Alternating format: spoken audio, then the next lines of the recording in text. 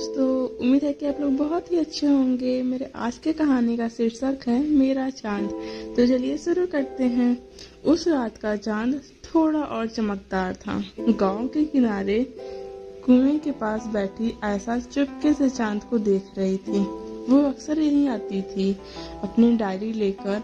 गांव में लड़कियों के यूं अकेले बाहर बैठना आसान नहीं था, पर चांद के नीचे वो किसी को नहीं सुनती थी।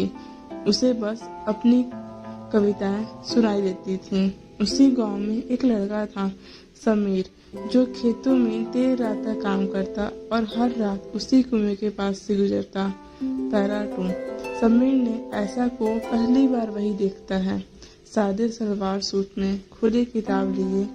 वो उस रात बस गुजर आ गया था और उसकी आंखों में वो चुप लड़की उतर गई थी।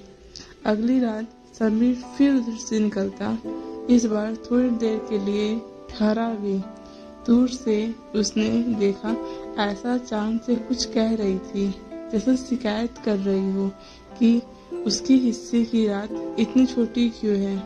पैरा 3। समीर पढ़ा लिखा नहीं था, पर दिल की भाषा जानता था। उसने उसी कुएं के पास आयशा के लिए एक कागज छोड़ा। उस पर सिर्फ एक लाइन लिखी थी, तुम्हारी बातों में चांद भी पूरा नहीं दिखता। आयशा को पता चल गया कि उसे देखता है, डर भी लगा, पर दिल को जाने क्यों अच्छा भी लगा। अगले दिन उसने उसी कागज पर लिखा, कौन हो तुम, और कुएं के पत्थर पर रख दिया। पैरा 4। अब हर रात वो दोनों बिना मिले कागजों में से बात करने लगे। समीर के पास शब्द कम थे, पर एहसास पूरे थे। आयशा के पास ख्वाब बहुत थे, पर दुनिया से कहने की हिम्मत नहीं थी। कागजों ने दोनों को वो हिम्मत दी। एक रात समीर ने लिखा, अगर मैं तुम्हारे साथ बैठ जाऊं तो चांद नाराज तो नहीं होगा। आयशा ने उसी कागज पर पहली बार मुस्कुरा कर लिखा, नहीं, पर लोग नाराज होंगे। पैरा 5। फिर एक रात समीर सच में कुएं के पास आया। आयशा को उम्मीद नहीं थी कि वो सामने आ जाएगा। दोनों चुप बैठे रहे। चांद सिर पर था, नीचे दो दिल एक नई कहानी बुन रहे थे। पहली बार आयशा को लगा कि उसकी कविताएं को सुनने वाला कोई है। समीर ने उसकी तरफ देखा, तुम्हारा नाम आयशा है ना? आयशा ने हंसकर कहा, हाँ, और तुम्हारा नाम? समीर ने अपनी हथेली पर उसकी उंगली से लिखा, समीर। पैरा 6।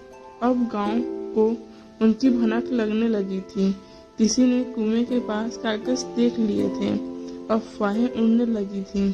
आयशा पर पहरे बिठा दिए गए। समीर को खेत बदलने पड़े, पर इश्क कागजों से नहीं रुका। अब खेतों की मेड़ पर मिलते, कभी मंदिर के पीछे, चांद हमेशा साथ रहता। एक रात समीर ने कहा, आयशा, क्या तुम भाग चलोगी मेरे साथ? आयशा ने चुप रहकर हाँ कर दी। उसका दिल अब भी डरता था, पर चांद गवाह था।